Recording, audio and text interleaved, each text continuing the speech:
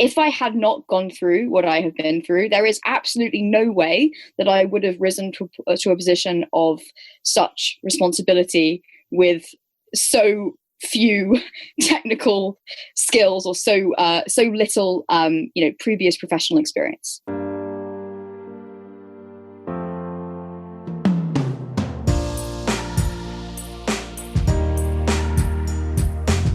Welcome to the Silent Superheroes Podcast, a series of frank conversations about mental health at work.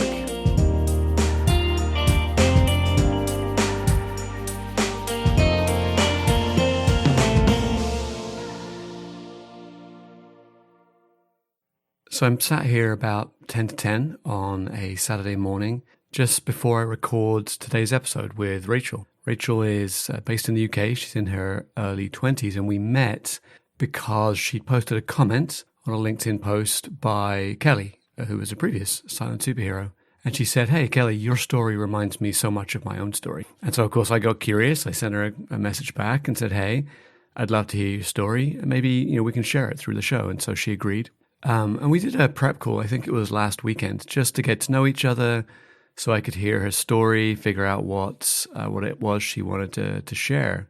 And what you're going to hear today is about her journey with anorexia. You're going to hear about time she spent in an institution. So what I'm hoping that we can hear more about today is, what I'm curious about today is kind of the anorexia journey.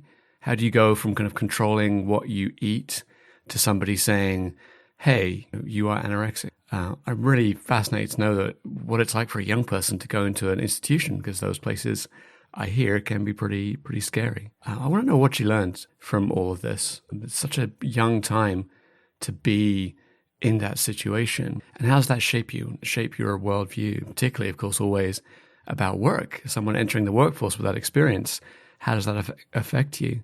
And then I think more broadly, how does she see mental health in society? And what do we need to do to make mental health less stigmatized? And of course, as ever, I'm sure there'll be twists and turns on the way. I'll ask questions that create a nightmare for me to, edit out or something like that. So we'll see how it goes. But next up, we've got me and Rachel. Welcome to Silent Superheroes. I'm here today with my guest, Rachel. Rachel, welcome to the show. Hey, it's lovely to be here. Tell us, who are you, what do you do, and what are you going to talk about today? Who am I? Wow, what a question. My name is Rachel Clifton. I am a young woman in her early 20s who is passionate about helping people. For me, it's really around providing people with the space to be and express their authentic selves, because I didn't feel that way for much of my life. I grew up in a world where children were seen and not heard. And I actually remember my father saying that. And he didn't mean it badly. When I mentioned my parents, I really want to emphasize how much I love them and how loving they were towards me.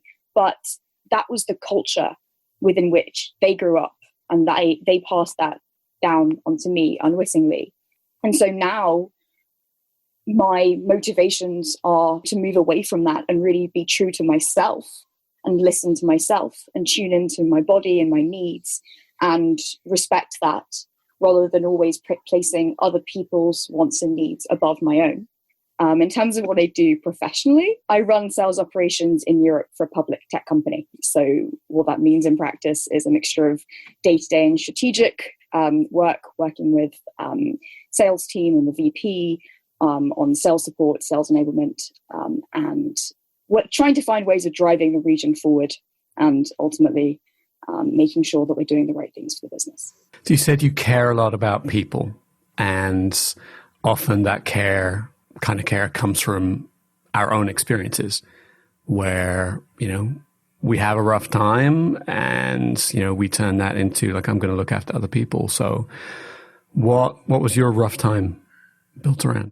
From a very young age, say the age of about 8, just learning from what was going on around me that controlling my food intake was an effective mechanism for managing my emotions. Looking back, explored my relationship with food and my body and all of this in depth.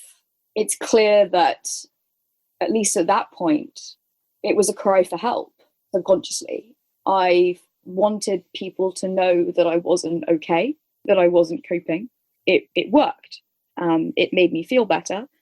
And ultimately, in terms of getting me help and making people realize that I wasn't okay, again, I did really, really well.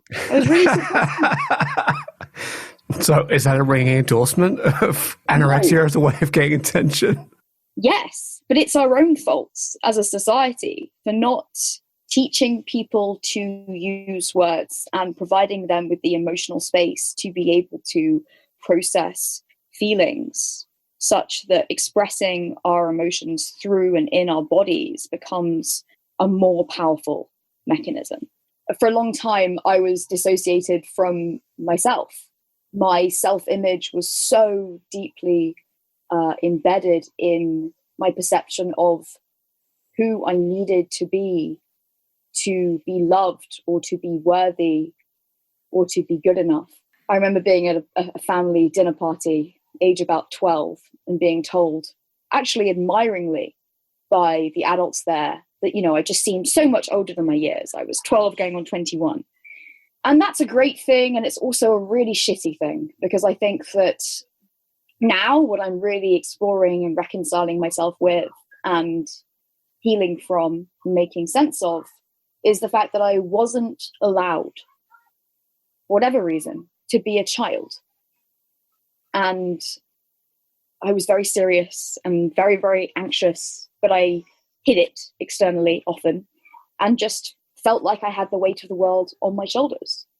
And I could cope with it for a number of years. I was pretty strong, inverted commas.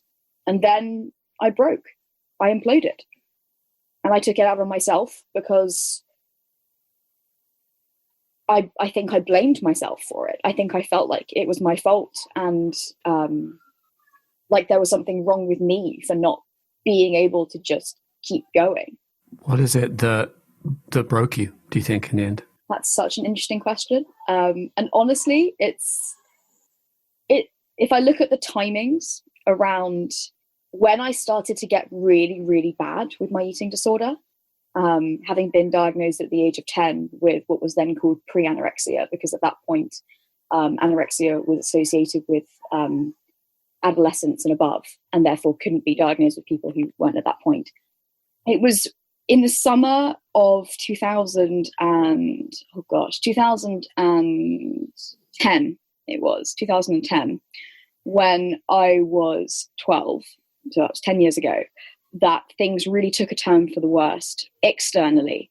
After my bat mitzvah, I went away on Noam camp. So that's a camp for Jewish young people. Summer thing. My friends were going, and I just used it as an excuse to not eat. And I came home early because I just wasn't eating enough, and I was very physically weak. And to be honest, I was just having a really shit time.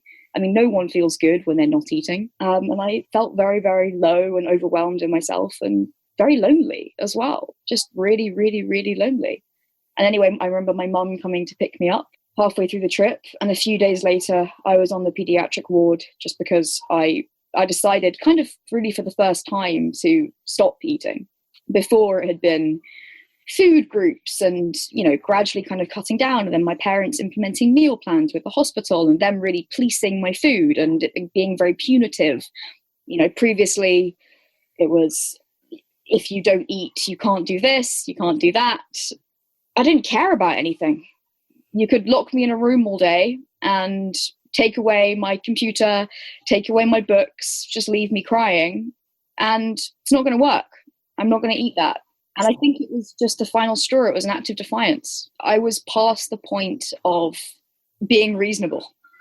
I tried being reasonable. I tried acquiescing. I tried, doing what other people wanted me to do. It wasn't working for me.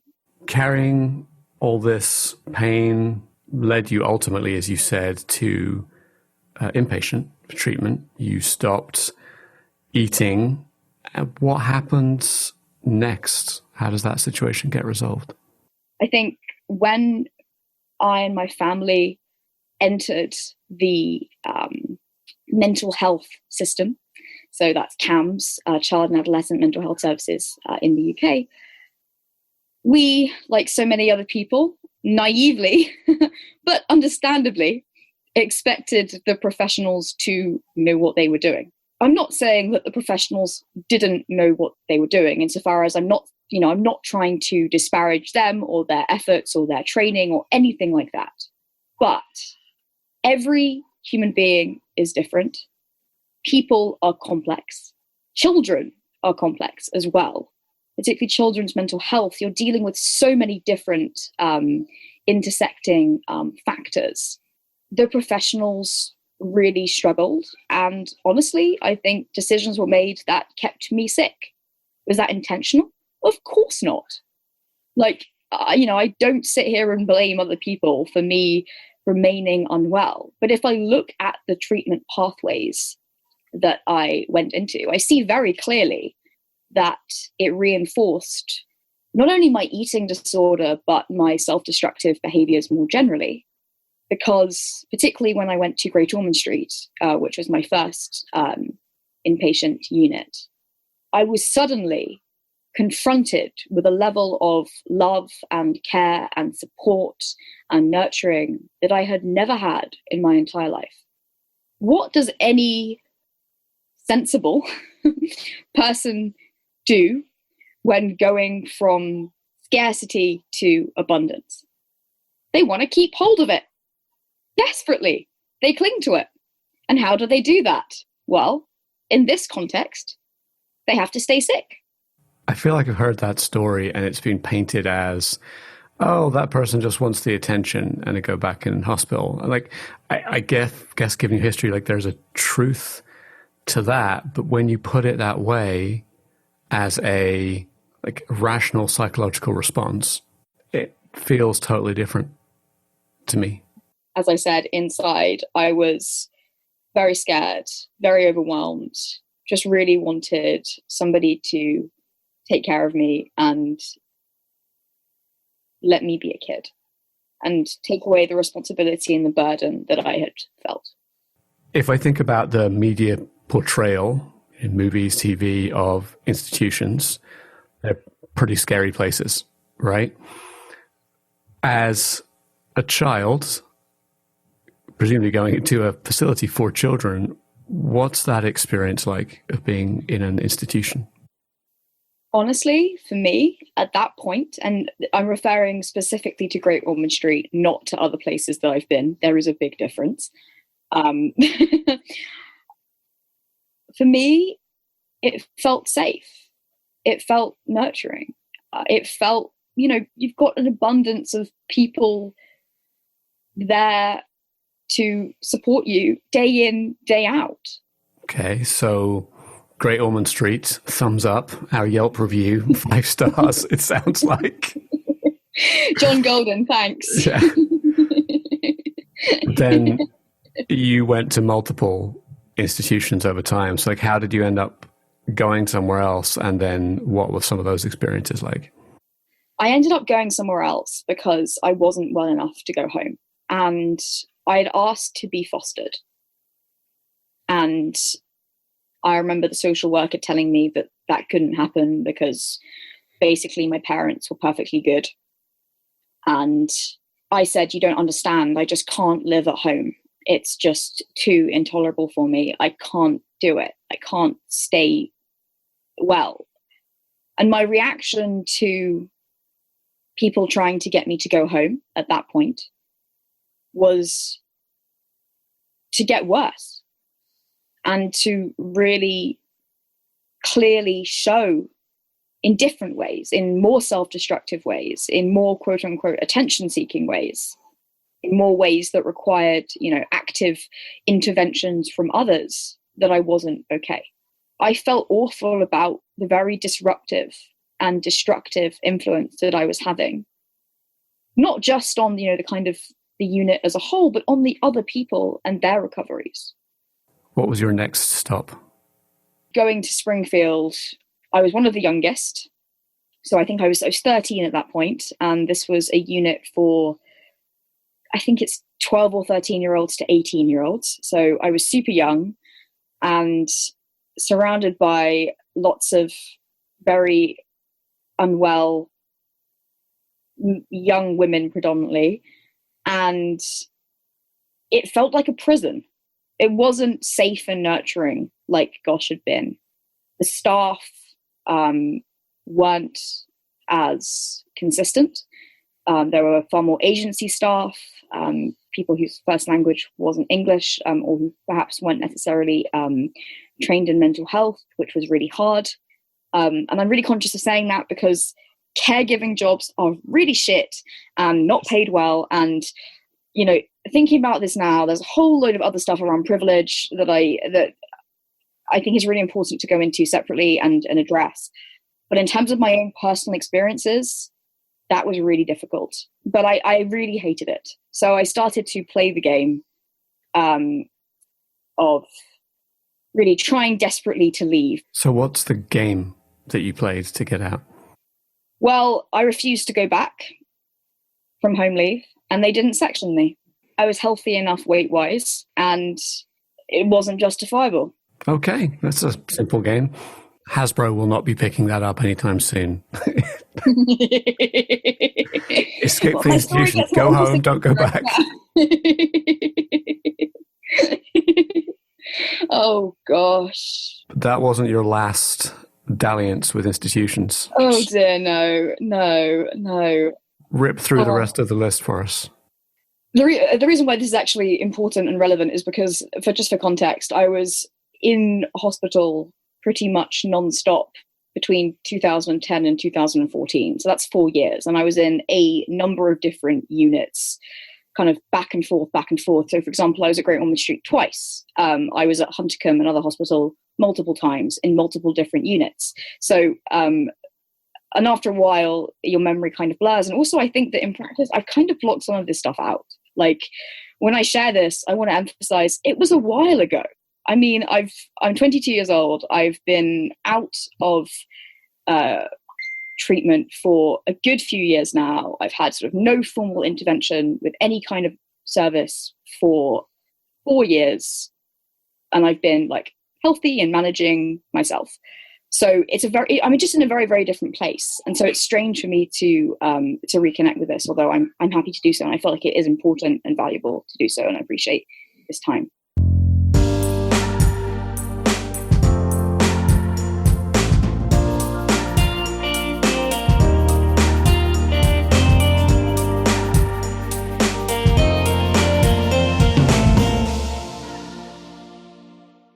I'm going to call attention to something about this part of the story because it gets completely lost in Rachel's lightheartedness, her confidence, and her poise.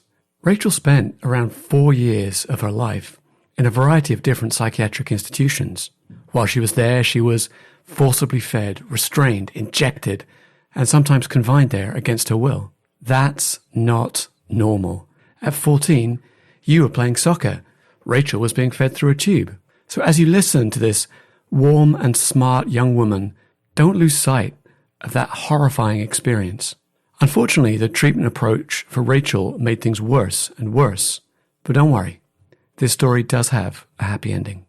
I think the point here is it's not normal, unusual, even in the world of mental health at the age that you're at, to just go in and out of so many, institutions. And I think I've got a sense of that cycle and how that was happening, which begs the question, how on earth did you break the cycle? Wow, how did I break the cycle? So, as discussed, I ended up in this horrible loop whereby I was basically shepherded from unit to unit because nobody really knew what to do with me, but people agreed that I wasn't safe to be at home. And the really sad thing about that is the longer that you spend in these institutions, the harder it is to prove that you're well, even if you're behaving as if you're semi-well on the outside. So in essence, what I'm trying to say is that it becomes a self-fulfilling prophecy. Long story short, I ended up on section 3 at a psychiatric hospital in Berkshire called Huntercombe. I was there on section. What does section 3 mean for people who aren't intimately familiar? It means that I was detained against my will under the Mental Health Act. But by that point, I'm back in the hospital and I have no freedom and I'm back in the system and my life is scheduled minute by minute and arranged around meal times and weigh-ins and morning meetings and just a very strange parallel universe. And once you're on section, it's really, really, really, really, really, really, really hard to get off it. Okay, so I asked you, how did you break the loop? Yes. And your answer so far has been the loop got worse. The loop got worse. Well, it had to get worse before it was going to get better. And you're right. I was told at the age of 15, having been in hospital for 3 years, pretty much nonstop, on section for at least a year of that time, that I would be chronic, that I was formally sort of deemed treatment resistant at that point, having been in services since I was 10 as well, so a good few years, and having kind of got worse in that time. What do you do with somebody like that? There aren't that many options, but there has to be a few because, as I said, I'm not a special snowflake. There are other people like me in some ways. And one of the options that was considered was a treatment centre called Althea Park House, which is a long-stay care home for people with chronic and enduring eating disorders who basically people think won't get better. Went through a very painful process at Huntercombe, which was where I was for the longest period when I was about 16, of trying to get funding for me to go to Althea Park House, having had an assessment and been accepted. So you chose to go? Yes. Well, I mean, the alternative, just for context, was me remaining on the secure ward where I was. But it took a lot of time to get that funding through, but eventually it was agreed. And Althea Park was really my opportunity to try to regain some semblance of a normal life and discover who I was beyond my illness.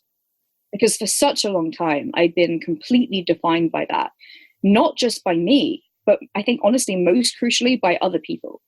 And maybe this was just my perception, but it's really hard because, even when you re-enter the world and you try and have normal conversations, people know you as being that girl. People ask you questions about it. And I felt so ashamed. I felt so profoundly different. And so what I took with me, again, was this feeling that I'd had since childhood, for as long as I could remember, that I was different, that there was something wrong with me, that I was alone. And I carried that pain in multiple different incarnations. Into Althea Park? Althea Park was a struggle and a breakthrough and a starting point. And I say that because I did not get better there at all. But I moved beyond the most limiting aspects of my eating disorder and associated pathology. So in essence, what I learned to do was take care of myself, or start taking care of myself for myself. So the difference between Althea Park and somewhere like Huntercombe is that Althea Park don't tube feed. They're not going to force you to eat. They're not going to restrain you. You're there voluntarily because you want to be there and you agree to adhere to certain boundaries that are set before your admission. And if you don't adhere to that, then you must go elsewhere. And I was transferred there on initially on a sort of trial basis, but then on a community treatment order. So again, I had to remain above a certain weight, or within a certain weight band rather, and be seen to be engaging with the program. And if I did so, then I could stay. And that was huge for me because the main purpose of Althea Park, as I said, is to support people who haven't had much of a life, to try to engage with it on their own terms. If I was to take you back to one of your earlier stops on your whirlwind tour of London's institutions, you describe one of them as punitive. And as you're describing Althea Park, it doesn't feel punitive. It's actually teaching you, like, you're an adult, you have agency, responsibility for yourself. Do with that whatever you want. There's one punitive consequence, which is that you can't be here anymore. But other than that, like, you know, your decisions are your decisions. There's such a different philosophy. Didn't seem like it helped you get out of the loop completely, but you said it was a step on the journey. What the community treatment order and then going to somewhere like Althea Park enabled me to do, or forced me to do, was take responsibility. It's not even that I hadn't been able to take responsibility. It's that I hadn't really been allowed to take responsibility. And I hadn't been listened to as a meaningful human being.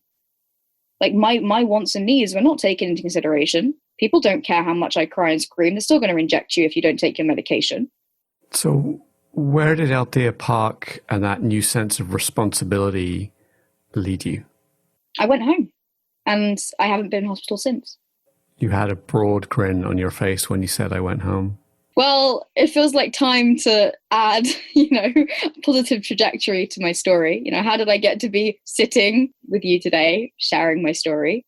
It hasn't been overnight, but I'm in a very, very different place.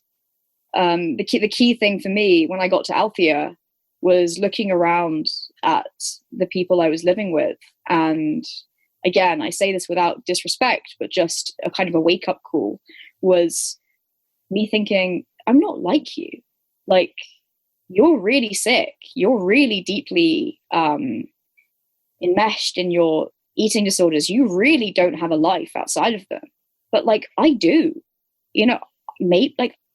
I have a whole interesting interior world. I have passions. I have, I was very, very driven in other ways too. I can be sociable and gregarious and fun, and I'm excited about the world. I'm curious about the world. You're scared. I'm not scared. I mean, I am scared, but I'm not scared in the same ways as you are. I hear it differently than that. I hear that you saw that you could have a different life. I could go that way, stay here, have no life, or I could choose to have a different life. It's so funny you say that, because the big breakthrough for me, where things really started to change, was when I committed myself, again, cliched, but to giving myself 6 months to really try and live. Hey, I don't see the cliche there. I know, but I just feel like I'm living in like a weird, just inspirational movie or something. But that's honestly... I'm seeing the moments in the movie where you stand there and like the camera pans around all these thick people and some internal monologue plays, or there's a voiceover or something. You say, I can do this. I choose life. And you walk out the door and the music plays and everything's good. So, well, honestly, that's kind of what it was like. So pretty much overnight, I made some pretty drastic changes. I started to meaningfully engage with education. So I went from having done no schooling. And when I say this, I do literally mean no schooling. I mean, when I was at Huntercombe, I was too drugged up on like olanzapine and other medications to really engage, and my school stopped sending me things. And to be quite frank, I wasn't particularly motivated, as is often the case when you're stuck indoors and you have little freedom. But I saw my opportunity. I saw very clearly this was my chance, and I had to give it everything I got. And then, you know what? Like, if I didn't like it, then I could just go and kill myself.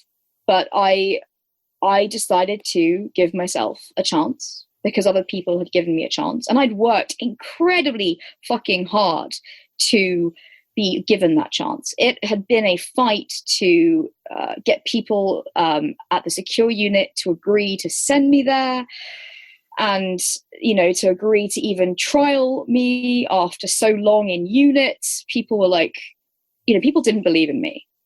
So you started with education, filling in some of the gaps there. How else have you found yourself and grown since walking out the door of Althea Park with the music playing and your hands in the air? Wow. Well, I think, honestly, the biggest thing for me since that point was actually when I was 18, when I was midway through my A-levels. I was at a private college and really, really knuckling down and focused on academia. And I got very, very unwell with my eating disorder, like the most physically unwell that I think that I've ever been. And so this was a relapse? This was a relapse. This was a really severe relapse over a period of a number of months. And it was a relapse insofar as, I was just very, very physically unwell. Like I was unwell to the point where, I would have been in danger of like dropping dead BMI type wise. And I'd lost weight very gradually over a period of time from a pretty low weight anyway, but like a safe weight, such that I was still eating. So I was sort of, I was still able to pass it off as being semi-normal-ish, but I was not well. I was not well at all. And my parents said nothing. And I was feeling increasingly kind of desperate and unseen. And I remember my friend, and I will always be so grateful for this, my friend and her mum actually sort of staging a mini intervention and saying, like, Rachel, you're not okay. And for a long time, I've just been pushing away. I've been saying, yeah, guys, like, I'm fine. Everything's great. I'm just really skinny. Maybe not quite that last bit. But I was forced to face that I wasn't okay. And my parents were too. And it was a really tough awakening. And I was determined to do it myself. I knew I had to do it myself. I knew that this time, after so many years of being forced into treatment, I had to do this for myself or it wasn't going to work. And I found myself an amazing therapist who was very no bullshit with me.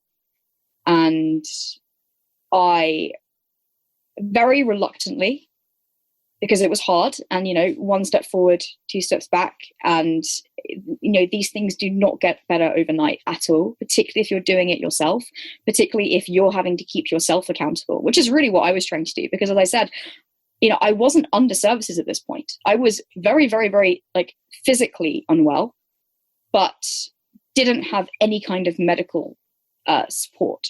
And over a period of, the last few years, I worked on myself. I gained weight. I did the work. I did the really fucking painful work. And I'm still doing the work. And I think that I always will be.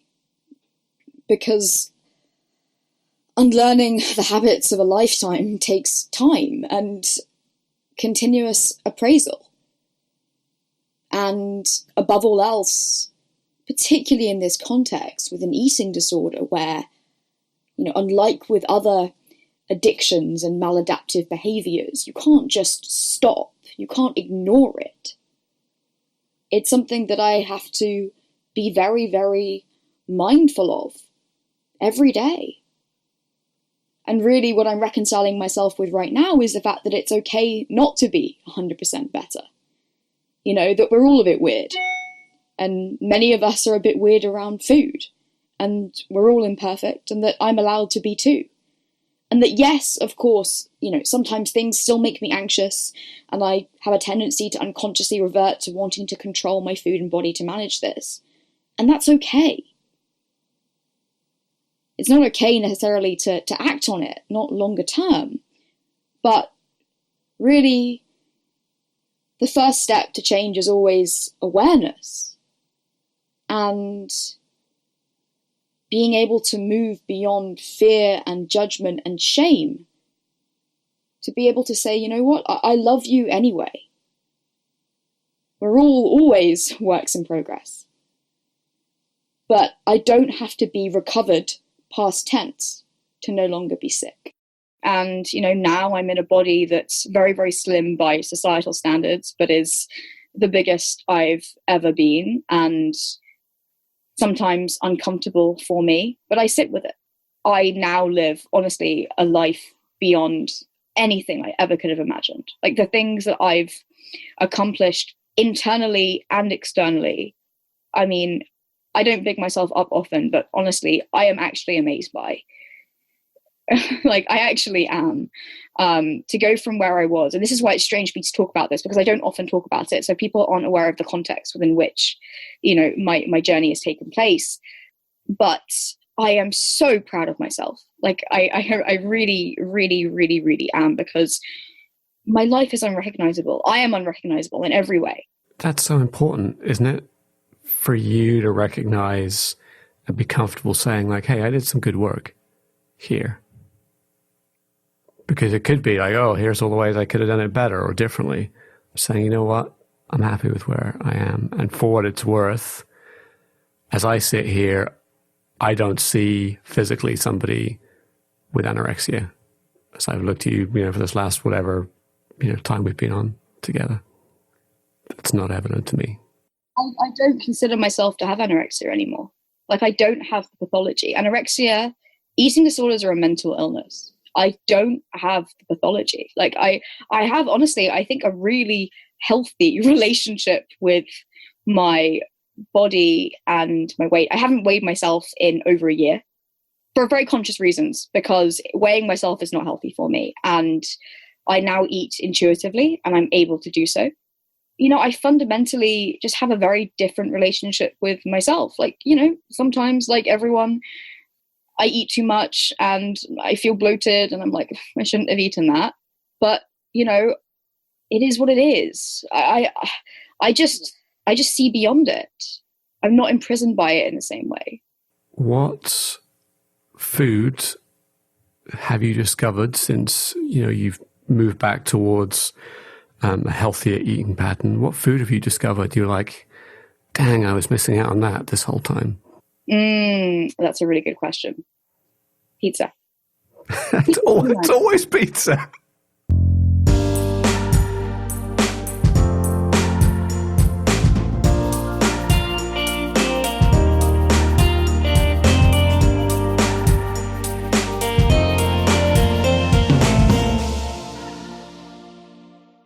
Rachel fought hard to get into Althea Park. Listening back, I didn't think to ask why she felt like that was the place she wanted to go. I don't know, maybe it was implied in her desire to be away from those other terrible institutions she was cycling through. Anyway, and so it was, at Althea Park, and we have the moment.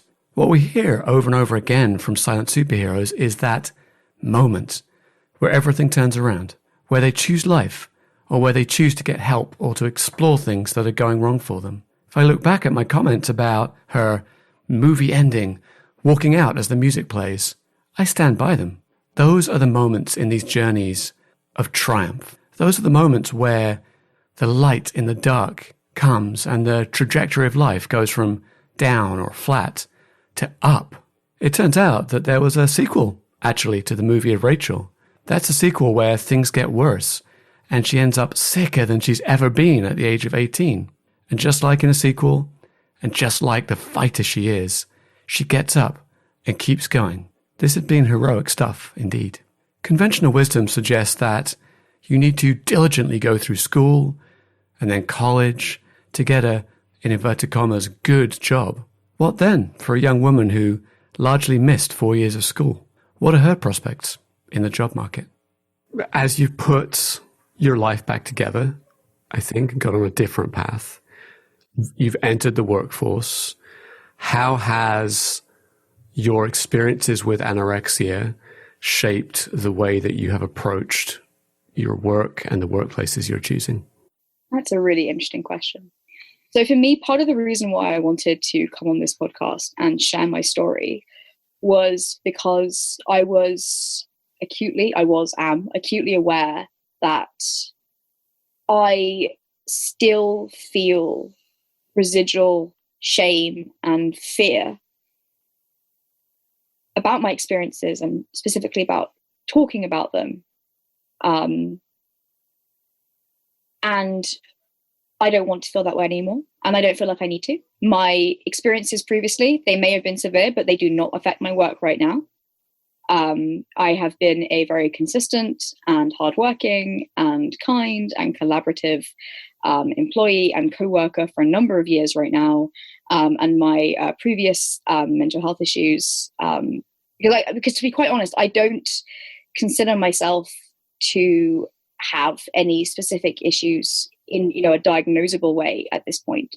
So what you fear is the stigma and how people will think about you and judge you. So what is the stigma in the workplace for people who have, actively in anorexia or who have previously experienced I don't that? know about anorexia specifically. And for me, it's not so much about the anorexia piece, because I think actually thinness and not eating and being weird with food is actually quite socially acceptable and often glorified, particularly for women. It's much more around declaring mental health issues or declaring having struggled, particularly in the significant way in which I have. And so, on my CV or when people ask me about it, when I talk about my story, I always frame it as me having had a chronic illness, which I recovered from. That is true. Which is absolutely true. Which is absolutely true. Like it's not a lie. It doesn't feel as authentic as I want to be. But also, I don't want to feel like I can't and that I should be ashamed or that I have something to be ashamed of, because to be quite frank, I really don't. To go from having had very little / almost no formal education to getting into Oxford, to then having to deal with the upheaval around missing my grades and then not being able to fulfill my dream after working so hard on myself to get to the point where I was healthy enough to be able to do so, to then being like, right, okay, well, I'm going to throw everything I've got into trying to gain some meaningful work experience and really establish myself in this different way. One door closes, another door opens, and then doing so and committing to it and, getting to where I am now. Like, I think actually it's an asset. I've shown really powerfully that I can overcome adversity, that I am resilient, that I can, stay calm and think long term and, deal with... You can find creative ways to kind of hack and abuse the systems that are in place, right? I'm very used to dealing with multiple stakeholders with different interests. Like, I know we're laughing and we're joking around, but what you're saying is true. Too much we index on people who can talk about things they've done like that, in a Harvard, business school class or something like that. Do you know what I mean? Like, I navigated helping bring our project to conclusion. It's like, yeah, that is important and it's great. But what you've done, just if I can be honest, is fucking real, right? You've done those things where the stakes really matter. Whilst, by the way, being sick, whilst, by the way, your brain kind of tormenting you with your self-image or how you're thinking about yourself. Like, you're strong. I'm not saying it was, but you're strong to get through it, right? It's like running an Ironman is not easy, and we admire someone who puts themselves through that. And you've been through the mental health equivalent. And I've had a lot of support along the way, which I'm very grateful for. But yes. No doubt. It's very good of you to recognize the others who have walked this journey, but ultimately, just as you were the person who decided, I'm not going to end my life in this particular facility. I'm not staying here. I'm doing something different. Like, you're the one who's put the energy in for you this whole way, and that is to be commended and rewarded. And we should... even though we don't want to necessarily tell everyone's story when they started the company, like, that should be what's in your mail. We send these mails when you go into a company. You should say, like, hey, everybody, I've been through hell. Like, that guy wrote about going to Afghanistan in the army, right? This is what I've been through. We should celebrate that, but we don't, because for some fucking reason we see it as weakness. Exactly. I completely agree with you. And just to build on that point, honestly, I think that my experiences have enabled me to get to where I am at such a young age. if I had not gone through what I have been through, there is absolutely no way that I would have risen to a position of such responsibility with so few technical skills or so little previous professional experience. And the reason why I got that and I've had these opportunities is because I think that even if I didn't necessarily talk about this stuff explicitly, people could see and sense that I was mature beyond my years and I understood things. And I was the kind of person who actually could and would get shit done, because it's just who I am. And it's everything that I've done up to this point. It's not a question of, proving it or coming up with like a checklist of, oh, I've done this project. It's just, in order for me to be able to be sitting in front of you today and having this conversation and being lucid and being happy, I had to take myself on a really, really, really painful journey where I had to face the fact that nobody was going to save me. Like, adult services are not like camps. Lots of people fall through the cracks. And yet it was the making of me. It was completely the making of me. I am so grateful. It was exactly what I needed. My life has been amazing since I became an adult and was finally kind of allowed to live my life in the way that I wanted to. I'm feeling like we're getting to a place where there's so much passion in this conversation that it's a good place to wrap things up. But I have a couple of questions before we do. I want to go back to Althea Park and to some of those people who you felt were kind of hopeless. And I want you to pick one of those people and share what you want to tell them. I have one particular person in mind. And this is somebody that I had quite a difficult relationship with. Looking back and understanding myself better, the reason why we had a difficult relationship was because she triggered something in me. She is and was a lovely person. Sometimes our own shit gets in the way. But what I want to say to her, honestly, I really hope you're okay. And I mean that just from the bottom of my heart.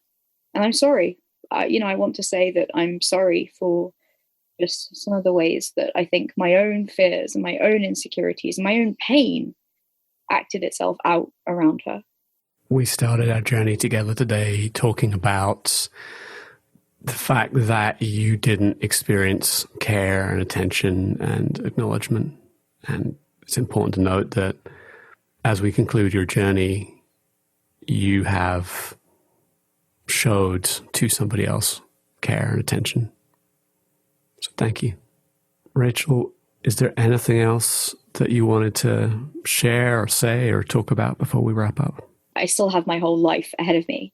And it's really that I'm so, so grateful for. The most powerful thing for me at the age of 18, when I was very, very unwell and was like, I just got to get my shit together, was learning how to love myself. And in doing so, you free everybody else up because you're no longer looking to everybody around you to provide you with what you're lacking. I feel so grateful to be able to do that, to be able to reconcile myself with what is. And I'm always trying and striving to accept myself and my circumstances rather than trying to run away from them. And that feels like kind of all a person could ever want, to accept themselves. I'm just very, very, very, very, very, very, very grateful. And I think really the message that I want to give and share is that it is possible to move beyond really dark times and for things to change. I never, ever, ever, ever dreamed that I would be feeling this way or in this place, mentally or physically, when I was younger. And the sense of achievement that I feel at having done so, that's something that no one can take away from me. I'm glad that you didn't die when you were 18. I'm glad that you have come through that incredible journey, and I look forward to keeping in touch and seeing you on future LinkedIn comments and other places that we're connected. So Rachel, I want to say thank you for your time. I really appreciate getting to know you. I want to say a huge, huge thank you to you too, James. This has been such a pleasure and a privilege and really, really healing for me too. Thank you for holding space.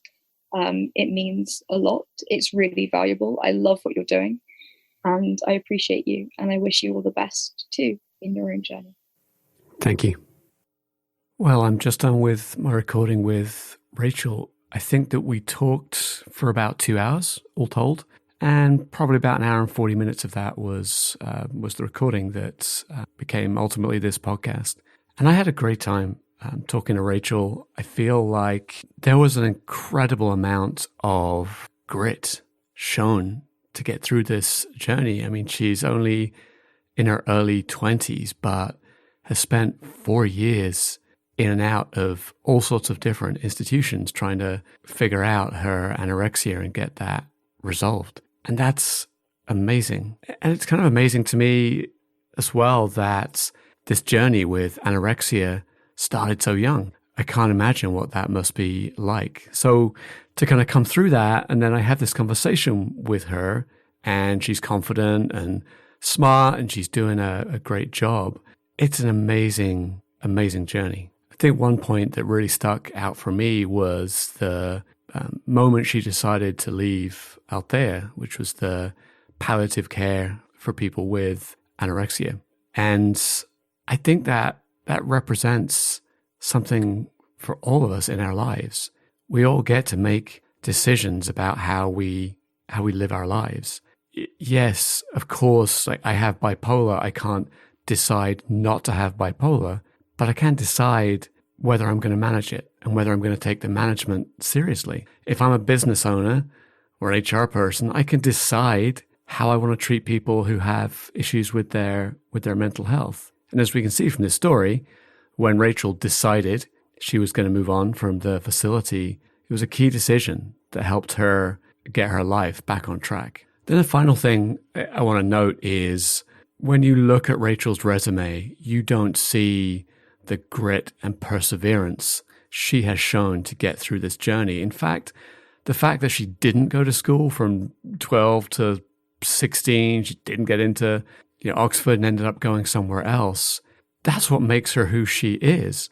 That gives her a perspective other colleagues who took the traditional route don't have. And so I think that's super valuable in the workforce. So I think we need to start looking at mental illness and that battle and that struggle as a show of strength. Anyway, I hope you've enjoyed listening to today's episode of Silent Superheroes. If you want to hear about more episodes as they're recorded, you can either follow us on Facebook at facebook.com/Silent Superheroes, or you can go to the website silentsuperheroes.com and sign up there for our newsletter. And it would really help me if you were to give a rating or a review on iTunes or wherever it is that you get your podcasts. Those ratings and reviews, I think bluntly, just lend credibility to the podcast. So when other people look at it, they're like, oh, that one's got 50 reviews or something, then I'll listen to that one because obviously lots of other people had, and it's okay. So if you think this podcast is okay and worth listening to, then please go ahead, leave a rating and a review. I really appreciate your time.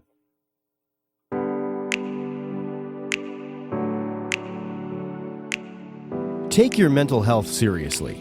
If you need to speak to someone, you can call 1-800-273-8255 or text crisistextline.org at 741-741. Both provide 24/7 confidential counseling to people in the United States. Worldwide, visit iasp.info/resources/crisis_centers/. To help others find the Silent Superheroes podcast, please leave a review on iTunes or your favorite podcasting service.